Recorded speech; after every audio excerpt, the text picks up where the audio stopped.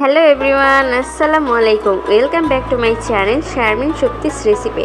আজকে আমি তোমাদেরকে একটা ভিন্ন স্বাদের খুবই মজাদার টক ঝাল মিষ্টি করমচার আচার রেসিপিটি তৈরি করে দেখাবো। এই জন্যই আমি এখানে নিয়েছি 250 গ্রাম করমচা। আর করমচাটি আমি মাঝখানে কেটে বিচিটা আমি ভালোভাবে ফেলে দিয়ে পরিষ্কার করে নিয়েছি। এই বিচিটা ফেলে দিয়ে করমচার আচার করলে কিন্তু বেশি মজার হয় আর বেশি কষ্টা ভাবটা থাকে না।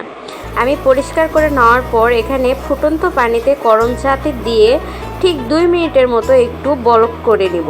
2 মিনিটের মতো এই করমচা ভাপ করে নিলেই কিন্তু কষ্টা ভাবটা চলে যায় আর অনেক কিন্তু মজার হয় এই আচারটি খেতে, আর অনেক দিন পর্যন্ত সংরক্ষণ করা যায়।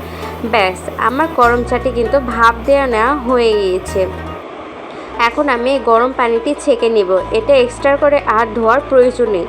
এখন আমি রান্নাটি তুলে দেব। এই জন্যই আমি এখানে নিয়েছি 2 টেবিল চামচ সরিষার তেল। আর সরিষার তেলে দিয়ে দেব আস্ত শুকনা মরিচ, 1/4 টিস্পুন হলুদ সরিষা আর 1/4 টিস্পুন কালো সরিষা। দিয়ে দিব 1 টেবিল চামচের মতো আস্ত 5 ফোড়ন, যেটা ডালের মশলাতে দেওয়া হয় সেটাই। দিয়ে একটু ফোড়ন তুলে নিয়ে এখানে সরাসরি দিয়ে দিব ভাপ করে নেওয়া যে করমচা, সেইটি করমচাটি দিয়ে 2-1 মিনিটের মতো ভেজে নিব। চুলার আঁচটা থাকবে মিডিয়ামে।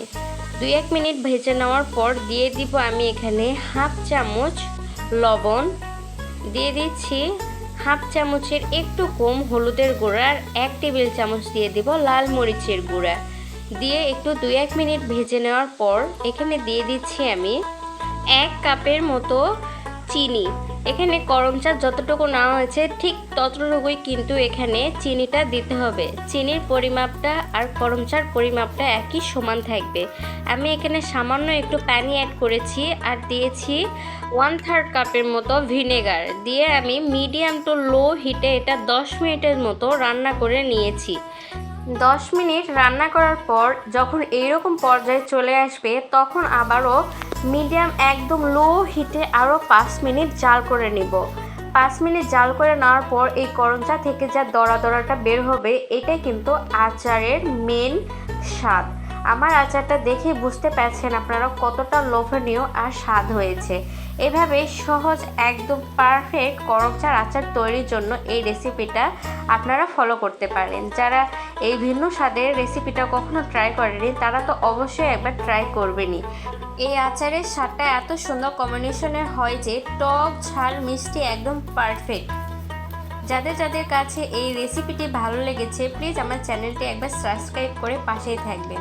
প্লিজ আমার চ্যানেলটি একটা লাইক করে দিয়ে যাবেন এইরকম সহজ আরও মজার রেসিপি পাওয়ার জন্য। আজকের মতো এত পর্যন্ত, সবাই অনেক ভালো থাকবেন, আমার জন্য দোয়া করবেন। আল্লাহ হাফেজ।